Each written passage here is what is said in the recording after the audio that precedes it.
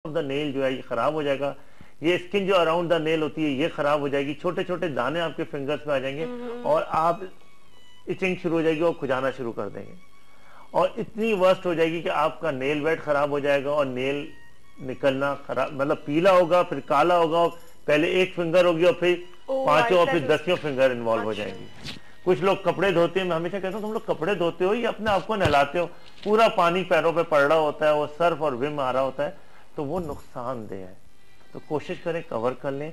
और ड्राइनेस में जब मौसम ड्राई है तो नेचुरल चीजें ये एग्रीवेट होती है, इसके रिलैप्स होते हैं, दोबारा होती है, तो इसके अंदर आप मॉइस्चराइज रखें। हाथों को मॉइस्चराइज करने में कोई इशू नहीं है। मैं हमेशा कहता हूँ कि जितना हाथों को मॉइस्चराइज रखेंगे, इसकी बड़े अच्छे लोशन क्रीम हम बना के भी देते हैं कि आपके नकल्स जो होती हैं ये क्लीन हो जाते हैं, दाग भी नहीं रहेंगे। अच्छा, आपका हाथ पे बुढ़ापा जब नजर आएगा जब वो ड्राई होगा।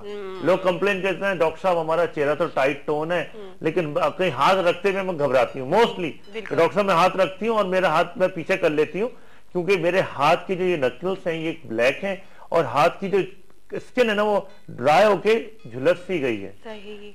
तो उसके अंदर आप एक्स्ट्रा मॉइस्चराइज करें और बड़े अच्छी इसकी क्रीम्स आ गई हैं, हम देते हैं, नेचुरली फॉर्मुलेटेड होती हैं वो हम लगाने के लिए देते हैं, तो आपके नकल्स भी क्लीन हो जाते हैं और आपके स्किन में वो टाइट एंड टोननेस आ जाती है। और देखिए इसमें ये भी प्रॉब्लम नहीं, जितना मॉइस्चराइजर यूज करेंगे तो ये भी नहीं कि एक्ने आ जाएगी। हाँ, बस क्यों नहीं आएगी एक्ने, ये भी बता दूं। इसलिए नहीं आएगी कि हमारे इधर ग्लैंड नहीं है, सबीशियस ग्लैंड नहीं है, स्वेट ग्लैंड है। स्वेट तो कर सकते हैं हम, लेकिन चिकनाहट निकलने के नहीं होते, ऑल ओवर द बॉडी है, लेकिन क्वांटिटी ज्यादा नहीं होती। अच्छा, इस तरह से एक्ने यहाँ पे नहीं आ सकती। यहाँ जो होती है ना हमारी, अगर यहाँ 10 है तो यहाँ 100 सबीशियस एक्टिवेशन ग्लैंड है। तो आप जरा सा भी ऑयल लगाओगे और अल्लाह ताला ने देखो कितनी जबरदस्त चीज रखी है कि आपके चेहरे को ग्लो चाहिए। यंग जवानी में तो ग्लो अल्लाह ताला ने देनी थी, तो आपके सबीशियस ग्लैंड एक्टिवेट होते हैं। कहीं ना कहीं एंड्रोजन लेवल में जब बढ़ जाता है उसका एक्टिवेशन, तो फिर दाने आ जाते हैं। लेकिन दाने यहाँ नहीं आएंगे, दाने चेस्ट पे आ सकते हैं क्योंकि यहाँ ग्लैंड होता है, यहाँ आ सकते हैं, बैक पे आ सकते हैं या फेस पे आ सकते हैं। तो अपने फीट्स को, अपने हैंड्स को जितना आप मॉइस्चर दे सकते हैं उतना दें, क्या बिल्कुल आपकी जो स्किन है ना वो स्मूथ, क्योंकि लोग डॉक्टर साहब काफी सारी खवातीन ना इस चीज से भी डिप्रेशन में चली जाती हैं कि हमारे हाथ, हमारी स्किन लूज हो गई है। एड़ियां, आप अगर लड़की की, औरत की एड़ियां नहीं अच्छी हो तो यार मुझे तो सही बात है, मैं तो कहता हूँ हसीन एड़ियां होनी चाहिए। लोग कहते हैं पाँव से अंदाजा लगाया जाता है खूबसूरती का। वही वाली बात है कि पाँव जमीन पे ना रखो। तो भाई आप एड़ियों को, ये बेस्ट सीजन, आप सुबह उठो, अगर टाइम नहीं है, अगर टाइम है तो मॉइस्चराइज कर लीजिए, वरना रात में तो अपनी हैबिट बनाइए कि एक अच्छा शैम्पू जिसमें सैलिसाइलिक हो, सैलिसाइलिक आपने पानी में डाला, अपने पैर को डिप कर दिए थोड़ा सा हल्का नीम गर्म पानी में, अच्छा भी लगेगा आपको पैर डिप किए हुए। और वो जो सैलिसाइलिक होता है ना, तो वो स्किन ड्राई करके पील ऑफ करता है जल्दी जल्दी, एक न्यू स्किन लेके आता है। उसके आप अच्छा लिक्विड पैराफिन ले लीजिए, कोई अच्छा सा मॉइस्चराइजर ले लीजिए और खूब उसका मसाज कीजिए। जितना मॉइस्चराइज करेंगी तो हील के अंदर हमारा वाटर लेवल कम होता है, जल्दी ड्राई होता है वो, और स्किन होती है थिक, तो मॉइस्चराइज जाने में देर लगती है। तो लिक्विड पैराफिन है, ग्लिसरीन है, यूरिया है, बहुत सारे लैनोनिन है, बहुत सारी चीजें जो आपकी स्किन को एक्स्ट्रा मॉइस्चराइज करती है, वो आप हील पे कीजिए। बिल्कुल, और ये करना जो है ना 1 हफ्ते में आपको रिजल्ट भी देना शुरू कर देगा। बिल्कुल। और फिश ऑयल, अगर कॉल तो नहीं डॉक्टर, फिश ऑयल जो है, अगर आपके पैर इतने कटे हुए हैं और जिसमें से ब्लड ऊज कर रहा है, ब्लड निकल रहा है और आप परेशान है कि ये नहीं सही हो सकता, आपको मैं बड़ा जबरदस्त चीज बता रहा हूँ कि फिश ऑयल, अगर प्योर फिश ऑयल मिलता है उसका मसाज कीजिए। अच्छा, हील्स पे अच्छी तरीके से।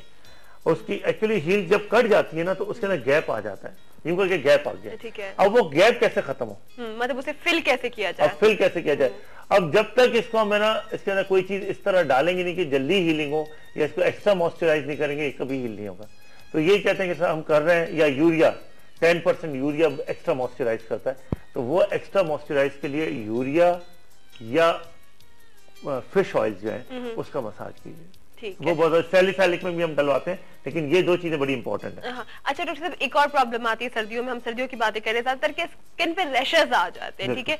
तो अक्सर लोगों के ये होता है, कुछ लोगों के मतलब पूरी बॉडी इतनी ज्यादा सेंसिटिव हो चुकी होती है कि अगर वो कुछ ड्रेसिंग कर रहे हैं तो जब वो अपना ड्रेस चेंज करते हैं तो उसके बाद उनके शोल्डर्स पे या चेस्ट पे, बैक पे या आर्म्स पे अच्छे खासे मतलब रेड स्किन हुई हुई होती है, आहिस्ता आहिस्ता उसका कलर भी चेंज होता है। इसका जवाब दीजिएगा, कॉलर से बात करते हैं फिर ये बताएगा। अस्सलाम वालेकुम। जी वालेकुम अस्सलाम। जी अपना नाम बताइए।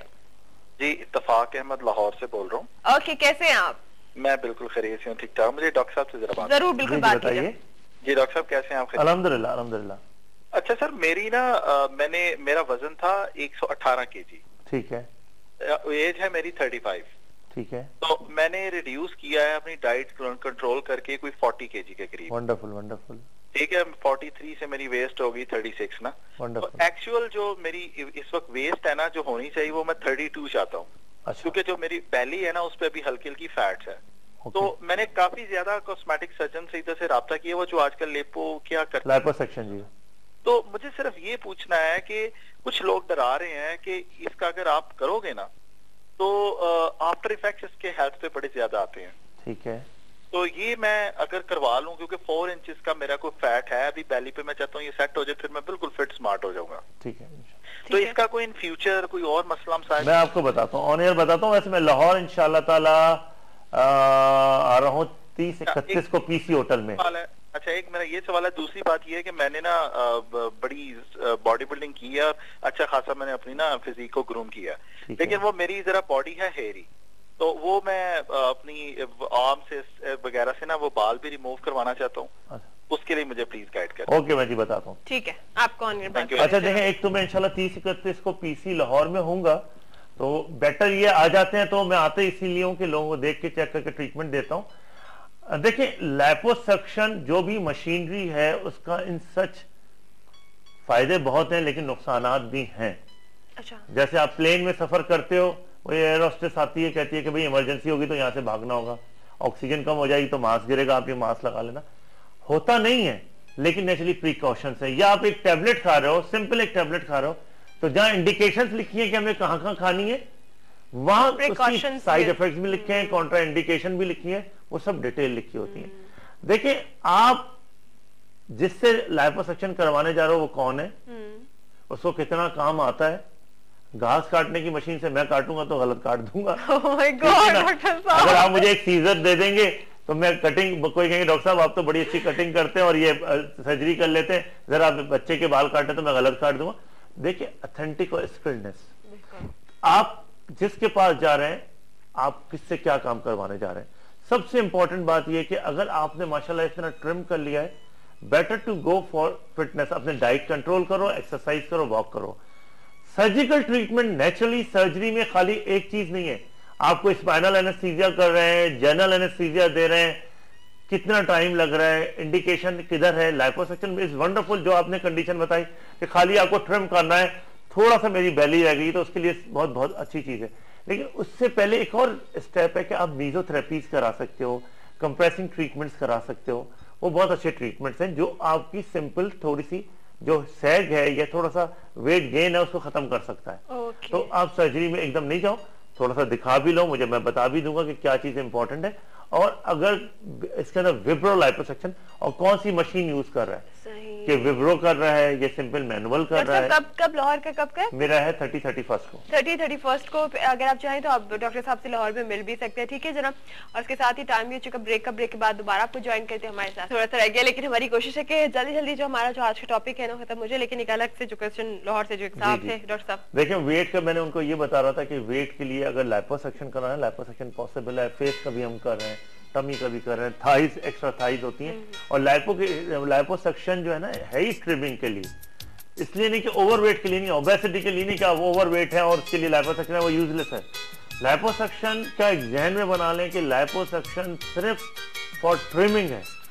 सिलेक्शन ऑफ पेशेंट बहुत इंपॉर्टेंट है कि हम किसको करने जा रहे हैं लाइपोसक्शन। अगर मिसहैप भी जो हुए हैं, लोगों के कानों में आया कि खुदा न करे डेथ हो गई है, ये हो गया, और मिसहैप इसलिए कि हम इतने ओबीस पेशेंट को, इतने लंबे चौड़े मोटे पेशेंट को एनेस्थीसिया की बहुत बड़ी प्रॉब्लम है वो। तो भाई सिर्फ ट्रिमिंग के लिए लाइपोसक्शन है कि फीमेल की ये थाई जो है एक्स्ट्रा निकली हुई है थोड़ी सी, उसको हमें कम करना है। बैक थोड़ी सी जस्ट अबव द हिप थोड़ा सा हैवी है, उसे हमें कम करना है। थोड़ी सी टमी निकली हुई जैसे टायर से जाते हैं थोड़े बहुत, उसको आप कम करना है। लव हैंडल्स जो है पीछे बैक पे, उन्हें कम करना है। जॉ लाइन से नीचे थोड़ा सा आपका जॉ लटक रहा है, ओवर चीक्स हो रहे हैं, डबल चिन हो रही है, इसको हम लाइपोसक्शन कर सकते हैं। अच्छा डॉक्टर साहब, फेस का भी हो सकता है? जैसे लोग बहुत ज्यादा ब्रॉड है, वो कहते हैं कि फेस तो हमारा हो ही नहीं सकता, तो नहीं हो सकता। शाहरुख खान को देखिए ना, बिल्कुल उसने क्या कर लिया, बिल्कुल यहाँ से फैट ही निकलवा दिया। तो अब इसके अंदर देखें, बात ये कि हम कोशिश ये करें कि हम सर्जरी पे, मेरा पेशेंट आता है, मैं कहता हूँ पहले वेट एंड डाइट। डॉक्टर साहब अब ये तो हो गया है इसका। सेकंड मीजोथेरेपीज हैं, कंप्रेसिंग ट्रीटमेंट्स हैं and other treatment. Third is liposuction. Fourth is tummy tuck या gastric ballooning. At the last आप मैदे को काट रहे हैं, बेरी बाईपास कर रहे हैं, ग्रेटर कर्वेचर को काट रहे हैं। तो ये आपका सिलेक्शन ऑफ द पेशेंट बहुत इंपॉर्टेंट है। ऐसे अंधे तरीके से नहीं करना चाहिए। और ना पेशेंट को आती है मेरे पास औरतें लड़ने लगी कि नहीं डॉक्टर साहब कम करें, हम आपको पेमेंट कर रहे हैं, आपको क्या जा रहा है, जिंदगी मौत तो अल्लाह के हाथ में, आप कर दें। ऐसे नहीं, इस तरह नहीं होता जी। इसके लिए बड़ी इंडिकेशन है। फिर एनेस्थीसिया के आप जो स्पाइनल लगवाने जा रहे हैं उसका अपना एक इफेक्ट है, जो जीए करने जा रहा है उसका अपना एक इफेक्ट है। अच्छा डॉक्टर, थोड़ा सा ये भी देखा जाता है कि कोई हार्ट पेशेंट नहीं है या कोई शुगर पेशेंट है या कोई इस तरह की जो और प्रॉब्लम है, ये तो चीज आप बगैर हर चीज चेक करनी है जी आपको। आप बड़े सफर पे, जब आप सर्जरी में जा रहे हो तो जैसे एक बड़े सफर पे आप गाड़ी के लिए निकलते हो ना, आपको हर चीज गाड़ी परफेक्ट चाहिए। आपको उसकी सीबीसी चाहिए, कंप्लीट ब्लड पिक्चर चाहिए, शुगर टेस्ट चाहिए, उसकी यूरिन टेस्ट चाहिए, उसके हार्मोनल टेस्ट देखा जाए। एक रूटीन भी हमें साथ चेस्ट एक्सरे चाहिए।